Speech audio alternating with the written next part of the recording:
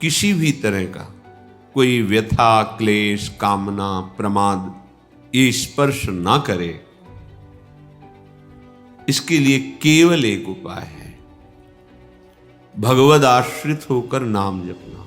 महाप्रभु हरिवंश चंद्र जी कहते हैं, हरिपद का आश्रय और तीनों लोकों का मंगल करने वाला नाम, नाम जिह्वा में, हृदय से आश्रय। तो ये त्रिगुण का प्रवाह जो हमें फिसलाता चला जा रहा है, ये निष्प्रभावित हो जाएगा। जब त्रिगुण का प्रभाव शिथिल होने लगता है तो सब में भगवत भावना हमारे हृदय में जागृत होने लगती है। जब बिल्कुल प्रभाव खत्म हो जाता है तो सर्वत्र भगवत साक्षात्कार की स्थिति होती है। सर्वत्र मेरा प्रभु है, ऐसी स्थिति होती है। जब ये ब्रह्माकार या सर्वान्वस्तुतया निरीक्ष ऐसी बुद्धि होती है, इसके बाद उसके हृदय में जो उपासना से जुड़ा हुआ है, यदि वो वेदांत दर्शन में है तो बस इसी पूर्णता में वो मुक्त हो जाता है, मोक्ष पद की प्राप्ति हो जाती है। यदि उपासना मार्ग में है तो सिद्धांत रस स्वीकृति होने के कारण वो यहां टिक नहीं पाता, सर्वान्वस्ततया निरीक्ष, वो इसका अनुभव करके आगे बढ़ता है तो उसका श्रृंगार रस में प्रवेश होता है। श्रृंगार रस में यदि वो ऐसी उपासना से जुड़ा है जहां कांत भाव का श्रृंगार है तो वहीं पूर्णता का अनुभव करने लगता है। यदि वृंदावन नित्य बिहारी बिहारिंजू के महामाधुर्य रस का वो उपासक है तो महामाधुर्य रस में ही विश्राम मानेगा। श्रृंगार रस उदय होते ही हृदय प्रेम से द्रवित होकर संपूर्णतया प्रभु में आसक्त चित्त, अब उसके प्रभु बिहारी बिहारिंज हुए। तो ये महाप्रेम महामाधुर्य रस उसकी विश्राम स्थिति अर्थात चिदानंद वृंदावन में प्रवेश। श्रीपाद प्रबोधानंद जी वर्णन करते हैं, प्रकत्यंतम गत्वा जड़मनित्र दुखात्म सकलम परब्रह्म ज्योति परिचिनु महाविस्तृत मम ततो दूरे शुद्ध स्मर रसमयाश्चर्य मधुरो ज्वलम ज्योति पूर्णम परमिहि वृंदावन वनम। पहले त्रिगुण के रचे हुए तीनों देह, तीनों लोक, इनसे राग रहित होना, ये बड़ा ऊंचा महाभाव महाप्रेम है। रसम राधायामा भजत किल भावम ब्रजमणौ, ये बहुत दिव्य भाव है। इसका बड़े बड़े महापुरुष जन भावना भी नहीं कर सकते, ऐसा एकांतिक रस वृंदावन का है। वैकुंठाधिपति भगवान नारायण, उनके पार्षदों का अपार वैभव सुख यहां के सखा भाव वालों को भी नहीं रुचता है। ब्रज के सखा भाव वालों को भी वैकुंठाधिपति का वो महाऐश्वर्य महामहिम रुचता नहीं। फिर आगे वात्सल्य और कांता भाव तो कहना ही क्या है, फिर ये तो महामाधुर्य रस है, महाप्रेम, परम आनंद मोद। तो जिसके हृदय में सत्संग से बात बैठ गई कि तीनों लोकों में कहीं नित्य सुख नहीं है, अनित्य माया रचित, माने दिखावा, दिखाई दे रहा है नहीं। यहां से लेके ब्रह्मलोक, आ ब्रह्म स्तंभ पर्यंतम सर्वम मायामयम जगत, मां माने नहीं, या माने जो है नहीं वो दिखाई दे रहा है, जो है उसे ढक दिया, इसी का नाम माया है। आ ब्रह्म स्तंभ पर्यंतम, तिनके से लेके ब्रह्मलोक तक, स्थूल सूक्ष्म कारण तीनों देह ये त्रिगुणात्मिका प्रकृति से ही प्रभावित है। उपासक जब इस कोटि का चिंतन करता है कि तीनों लोकों के भोग सुखों का त्याग विश्ववत, ब्रह्मादिक के भोग सब विषम लागता है, और तीनों देहों से अपनापन खत्म, स्थूल सूक्ष्म अंतःकरण आदि कारण स्वभाव, ये बहुत बड़ी बात हो गई उपासना की। ये इसीलिए गुरु कृपा, ऋषिकों की कृपा, श्री जी की कृपा मनाई जाती है। तीनों शरीरों से राग रहित होना बहुत कठिन है। यद्यपि कहीं कोई बंधन नहीं, हम ही ने स्वीकार किया है, अस्वीकृति होना बहुत कठिन है। स्वीकृति हो गई, मैं स्त्री हूं, मैं पुरुष हूं, मैं गोरा हूं, मैं काला हूं, आदि आदि स्वीकृति हो गई। मन में तदात्म, बुद्धि का निश्चय, मन का संकल्प विकल्प, चित्त का चिंतन, अहम का कर्ता भोक्ता भाव, स्वीकृति, ये मैं ही हूं, मेरा स्वभाव, ये हमारी गलत स्वीकृति हुई है। स्थूल में, सूक्ष्म में, कारण में हमारी गलत मांगे, इंद्रियां मन करने लगे कि बाह्य भोगों में परमानंद है, ये भ्रम बैठ गया। जो भ्रमित है उनको ये बात ही समझ में नहीं आएगी, ऊपर से निकल जाएगी। अध्यात्म है, ये सत्य सच्चिदानंद प्रभु का मार्ग है, मायाकृत मार्ग थोड़ी कि तुम्हारी प्राकृतिक बुद्धि इसमें निर्णय कर पाएगी।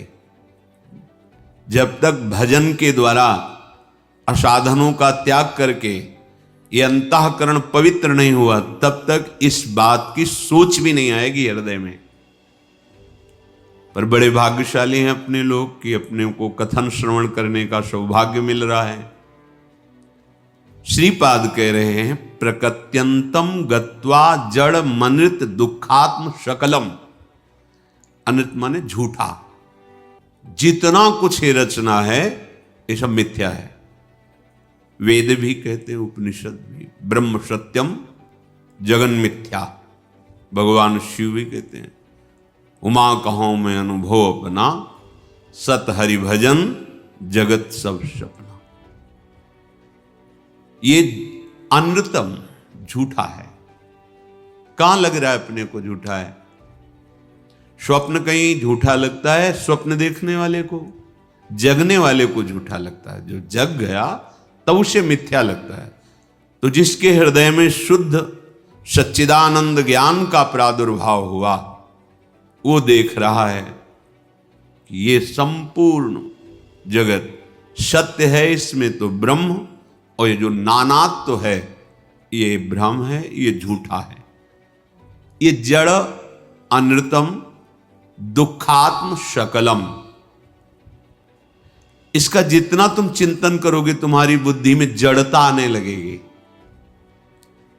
प्रभु के नाम का, प्रभु के रूप का, लीलाओं का, गुण का, धाम का चिंतन करोगे, दिव्यता आने लगे। नाम जपत आई सब सोई, देव सुबुद्धि कृपा करि मोहि। जैसे जैसे नाम जप करोगे सब ज्ञान प्रकट होने लगेगा। भगवद आश्रित होकर नाम जप करते हुए असाधनों का, धर्म विरुद्ध आचरणों का त्याग, तो पवित्र बुद्धि से फिर ये बात आपको समझ में आएगी। संपूर्ण जगत कैसा है? दुखात्म शकलम। भगवान कह रहे दुखालयम अशाश्वतम। जो भगवान बोल रहे हैं, महापुरुषों को वही अनुभव हो रहा है। पवित्र बुद्धि है, हमारी अपवित्र बुद्धि है तो हमें शरीर अच्छा लगता है, शरीर के भोग अच्छे लगते हैं, शरीर संबंधी प्राण प्रिय लगते हैं। ऐसा लगता ही नहीं कि मरना है, जाना है यहाँ से। हम यहाँ जो करने आए हैं वो कर नहीं रहे, जो नहीं करना चाहिए वो कर रहे हैं। तो मृत्यु की बात सोचते ही भयभीत हो जाओगे। देखो अंदर, बातें बनाना अलग बात है, अहंकार से कुछ भी बोल दो, लेकिन एकांतिक हृदय में चिंतन करके देखो मरना है, कैसा लगता है? भयभीत हो जाओगे। क्यों? प्रिय शरीर छूटेगा, प्रिय शरीर के संबंधी छूटेंगे, और बहुत मेहनत करके कमाया हुआ धन, प्रिय पदार्थ, प्रिय घर आदि, ये सब छूट जाएगा। पास कुछ रहेगा नहीं, जाना है, कितना भय लगेगा।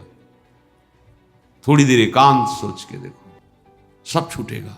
कब छूटेगा कोई पता नहीं, कभी भी शरीर छूट सकता है। अब देखो ये विवेक उत्पन्न हो रहा है। अब देखो आपको कहां सुख दिखाई देगा?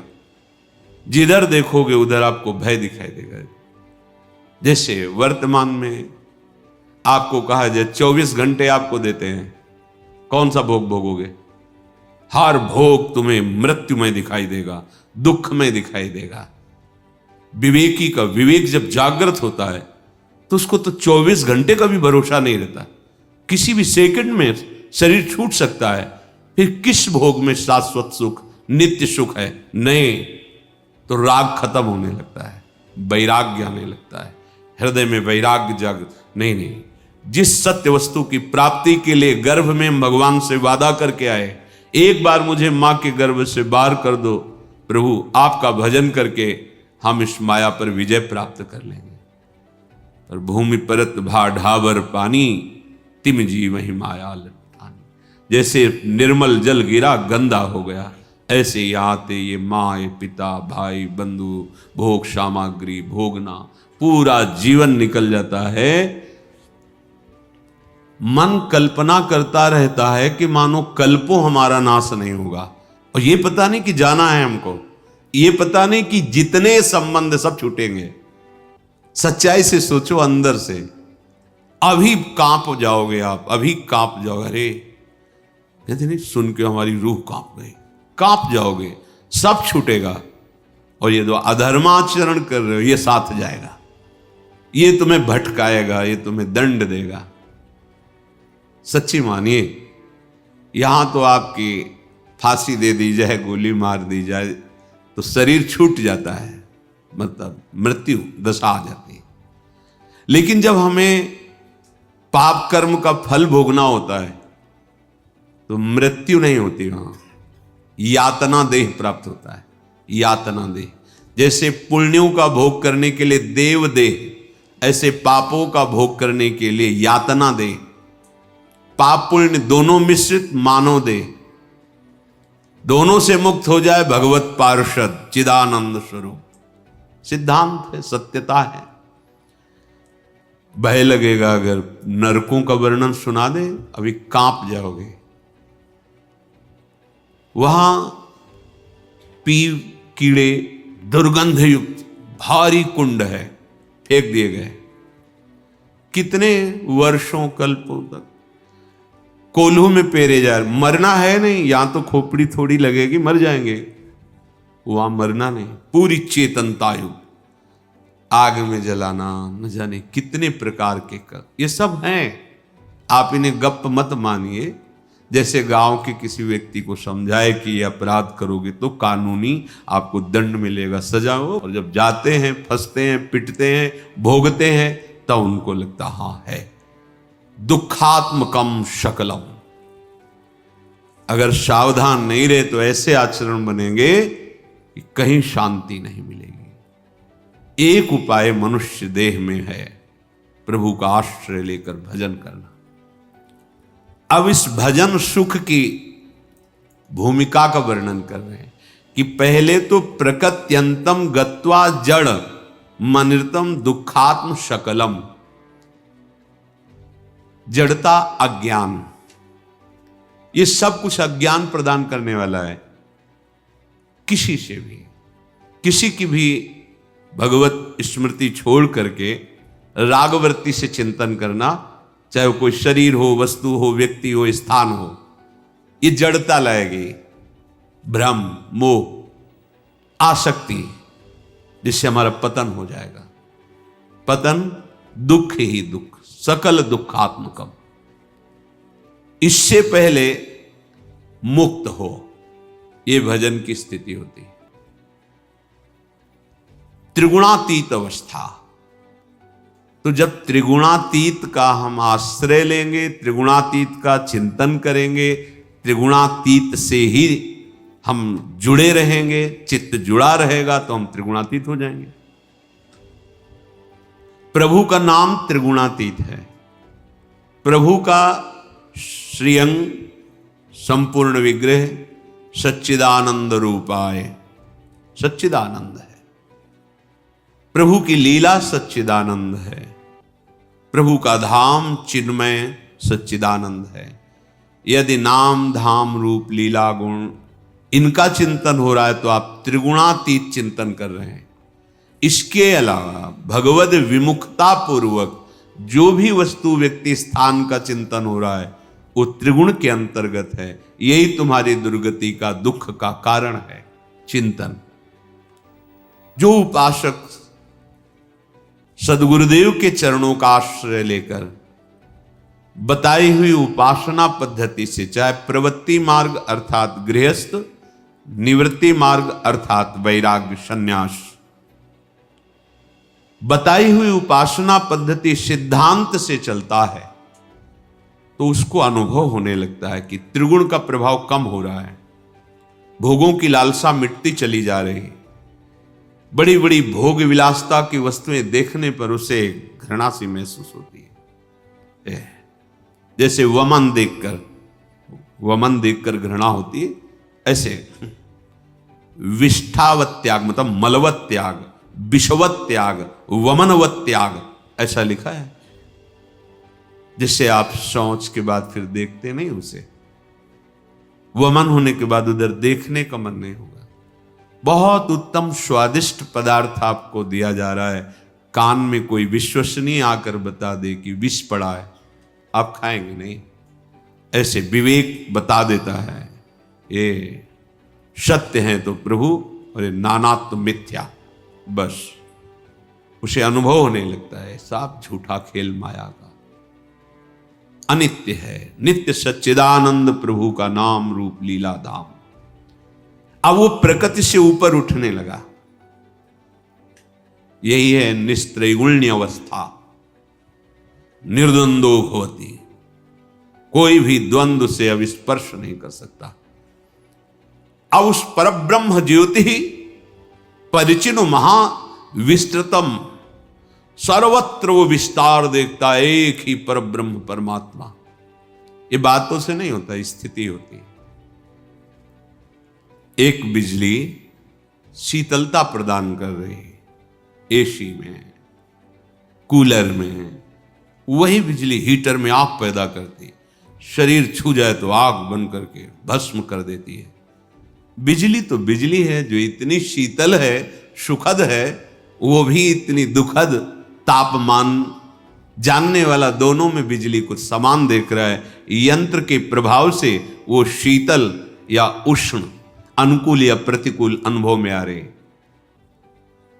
प्रभु समान रूप से विराजमान है। अनुकूलता प्रतिकूलता ये करण है, करण, मन बुद्धि चित्त अहम।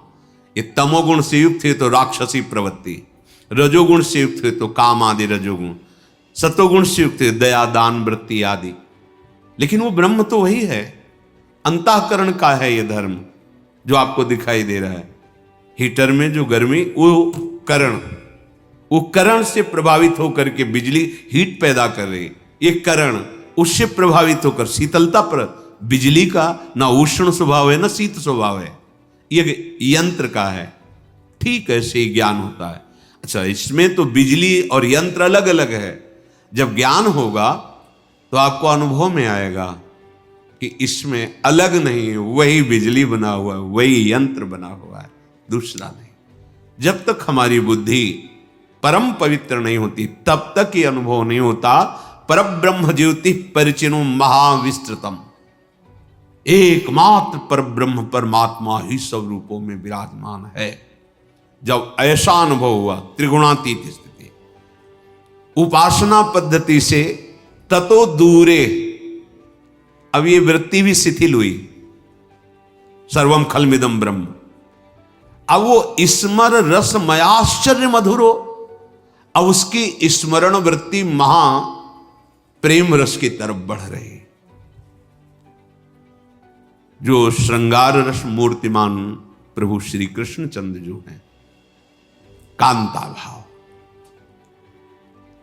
अब उस परम ज्योतिर्मय इंद्र नीलमणि पूर्ण आनंद प्रदान करने वाले प्रभु, जब उनकी कृपा हुई तब उनके हृदय का मूर्तिमान प्रेम श्री स्वामिनी जी, लाडली जी, अब ये आया महामाधुर्य रस, श्रृंगार रस, ये महामाधुर्य रस।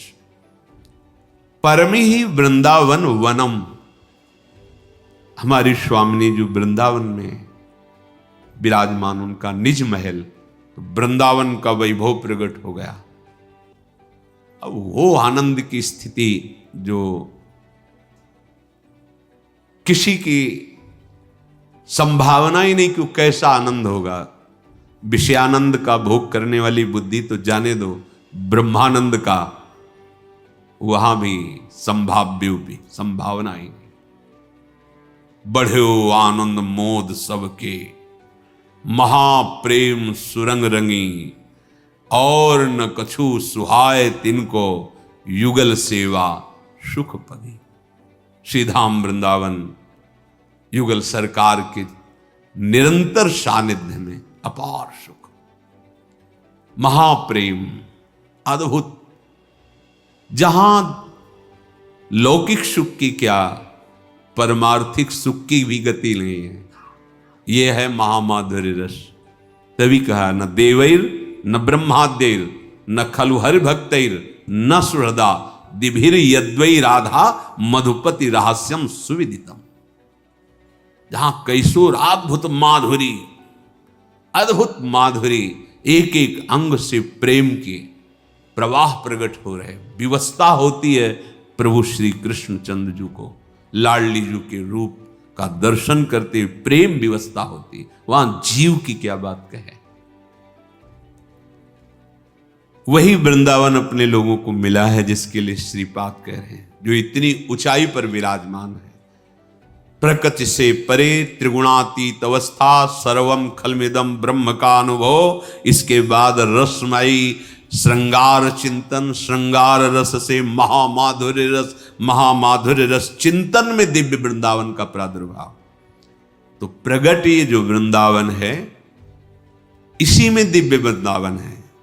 जैसे हम गुरुदेव को नेत्रों से देखते हैं, पर अनिर्वचनीय जो गुरुदेव हैं इसी रूप में समाये हुए हैं जो हम नेत्रों से देख रहे हैं, इसी में समाये। ऐसे जो नेत्रों से हम वृंदावन देख रहे हैं, इसमें चिदानंद वृंदावन विराजमान है।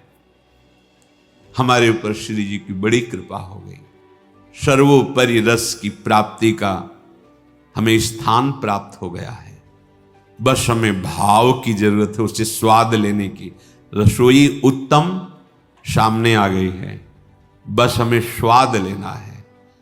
श्री वृंदावन दास जी कह रहे हैं, श्री राधा प्रसाद ते बसिबो बन भावे, नहीं यह कुमति पिशाचिनी, जहां तहां बहकावे। बोले श्री किशोरी जी के कृपा प्रसाद से इस वृंदावन धाम की महिमा सुनने को मिली। जैसे कल के प्रसंग में था कि हमें परम पद प्राप्त नहीं करना, हम परम पद में वास कर रहे हैं। ये परम पद है वृंदावन। श्री लाडली जी के कृपा प्रसाद से वृंदावन आने का, दर्शन करने का और यहां वास करने का हमें भाव प्राप्त होता है। लाडली जी की कृपा के बिना कोई धन बल से या और किसी बल से अखंड वृंदावन वास प्राप्त नहीं कर सकता। नहीं यह कुमति पिशाचिनी, ये राक्षसी है बुद्धि, आसुरी बुद्धि। स्पष्ट देख लो, उदाहरण है कितने ऐसे। देह सुख के लिए, इंद्रिय सुख के लिए धाम छूट गया, लाडली जी का आश्रय छूट गया, कंठी तिलक छूट गया, भजन छूट गया और एकमात्र विषय भोग के लिए जीवन बर्बाद कर दिया। ये पिशाचिनी जैसे कोई राक्षसी हमारे ऊपर आवेश कर ले, जो चाहे वो करावे, ऐसे करे नहीं यह कुमति पिशाचिनी जहां तहां बहकावे। छोटे से तुच्छ नीच विषय के लिए अनंत जन्मों से जिसकी चाहत, वो मार्ग मिल गया परम सुख का, त्याग कर दिया, छोड़ दिया। तुम्हारे सामने पूरे जीवन में ये सावधान रहना, जैसे जैसे अध्यात्म की उन्नति होगी वैसे वैसे उसी कोटि का विषय रखा जाएगा। आपको चयन करना है प्रभु या भोग।